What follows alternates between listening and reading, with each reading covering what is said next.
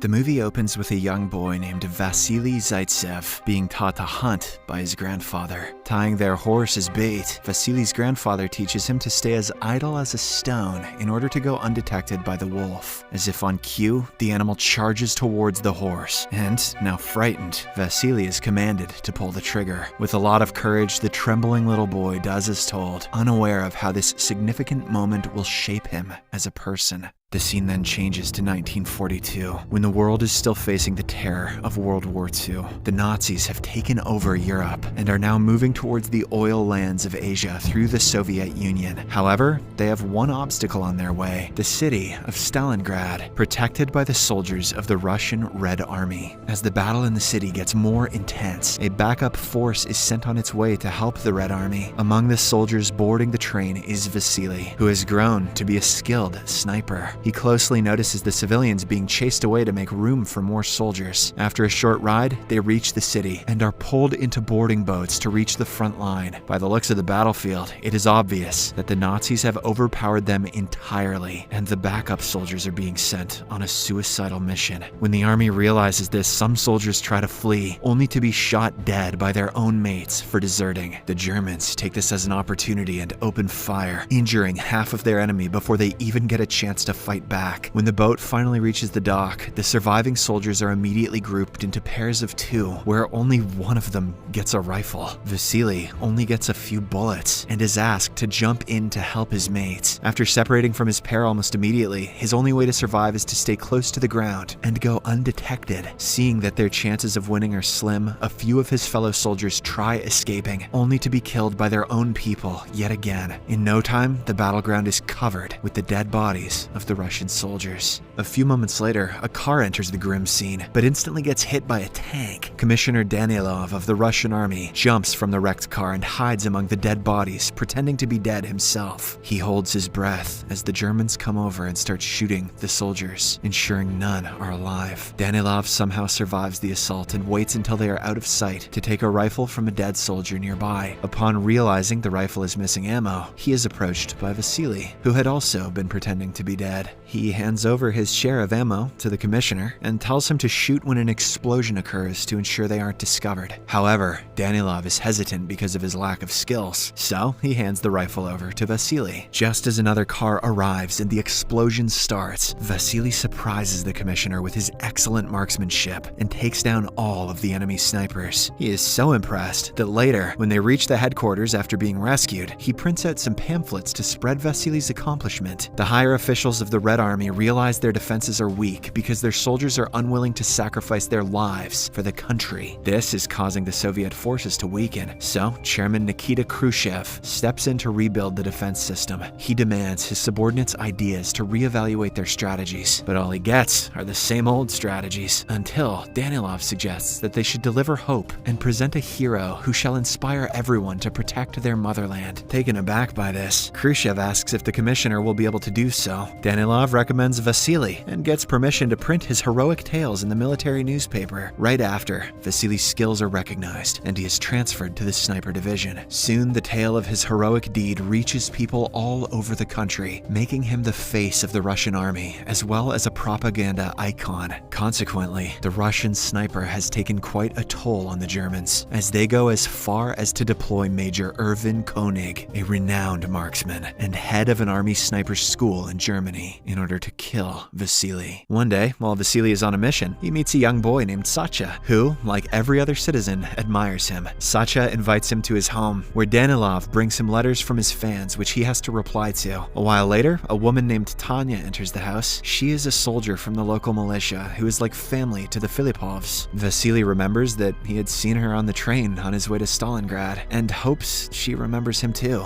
However, he is disappointed when she only recognizes him as the war hero. His crush thinks he's a badass, poor guy. As the group chats, it is obvious that both Danilov and Vassili take an interest in her. Danilov even offers her a job in the headquarters to decipher German codes after finding out that she is fluent in German. Although hesitant, Tania takes the job when she realizes that she can save a lot of soldiers by doing so. The next day, Vassili is deployed to a former department store where an enemy sniper is causing trouble for the Soviet army. When he reaches there, he spots a shadow near the window and shoots it dead. Confident in his skills, he then takes Ludmila, a comrade, to go inside and check, only to find out that it was a decoy to lure them in. In addition, Vassili finds a blunt of a cigarette and deduces that the sniper is still inside. Suddenly, several planes fly past the area, bombing the buildings and making Ludmila panic. Vassili tries to calm her down, but she hastily makes a run for it. As a result, the enemy sniper, König, easily spots her and shoots her to death. In the following scene, we see him return to his hideout, where he gets his shoes cleaned by Satya. The kid gives him information about Vassili in return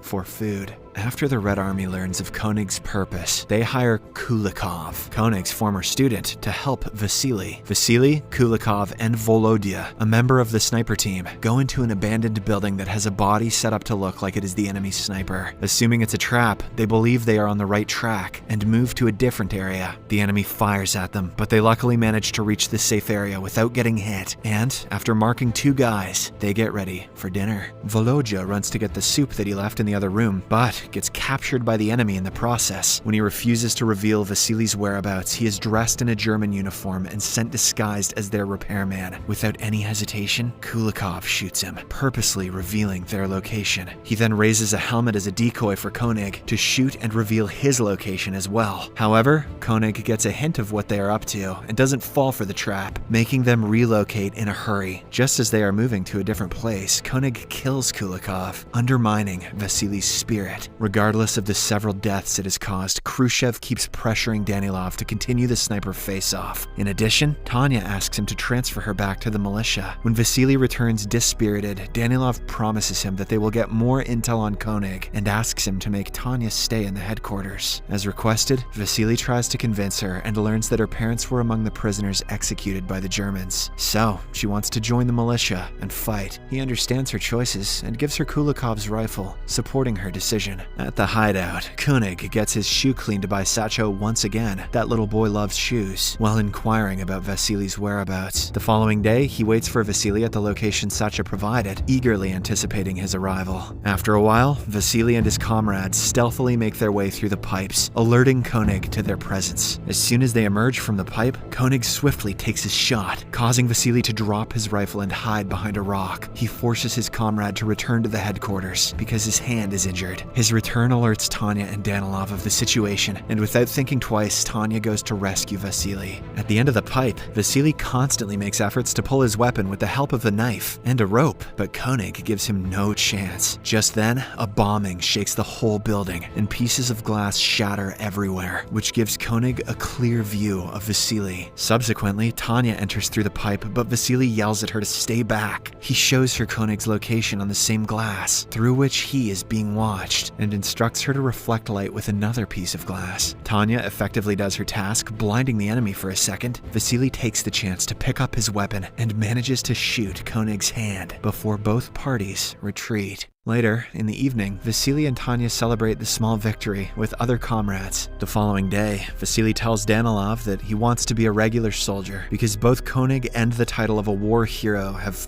weighed him down. Danilov doesn't accept it and manipulates him using Satya, revealing that he has been working as a double agent. Through the kid, they now know the exact location König is in, and Vassili is tasked to a final mission. In the following scene, we see him camouflaged with the dead bodies on the ground, remaining idle just like his grandfather taught him. The scene of the day he learned to hunt plays before his eyes as he waits for König. Eventually, he dozes off, and his sniper log is stolen by a looting German officer. The German command takes the log as evidence of Vassili's death and plans to send König home, as the Soviet propaganda will benefit if he gets murdered. Amidst all of this, König is 100% sure that Vassili is still alive. Then, the headquarters announces Vassili's death through loudspeakers, sending the troop into chaos. Meanwhile, in an attempt to catch Vassili, König tells Satya his next location, believing that the kid will surely bring the information to the enemy. Somewhere else, with no hint of Vassili's return, Danilov starts writing an announcement of his death, while the protagonist surprises everyone by appearing out of nowhere. He soon finds out through Satya that Tania went to the station to attempt to kill König on her own.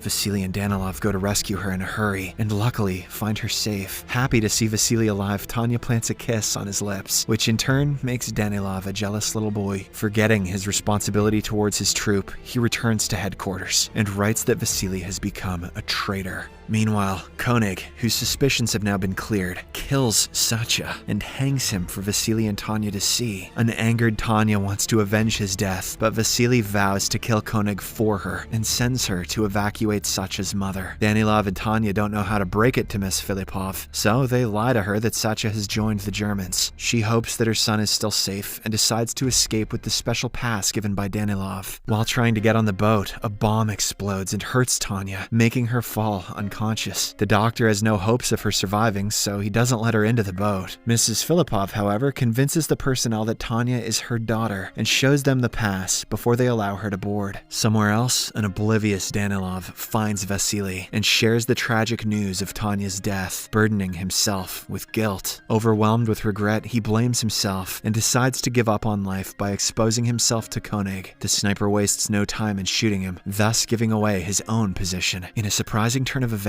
König approaches cautiously, expecting victory, but is met with surprise when he sees Vassili waiting for him. Accepting his fate, König lets Vassili shoot him and dies in the encounter. After the chaos ends, Vassili retrieves his rifle and places it beside Danilov's lifeless body as a sign of respect. 2 months later, when Stalingrad has been freed from the Germans, Vassili receives a letter from Tania that she is recovering at the field hospital. Eager to see her again, he visits the address mentioned in the letter, and the movie ends as we witness a heartfelt reunion between the two. Subscribe for more videos like this, turn on notifications, and leave a like to help the channel out. Thank you for watching.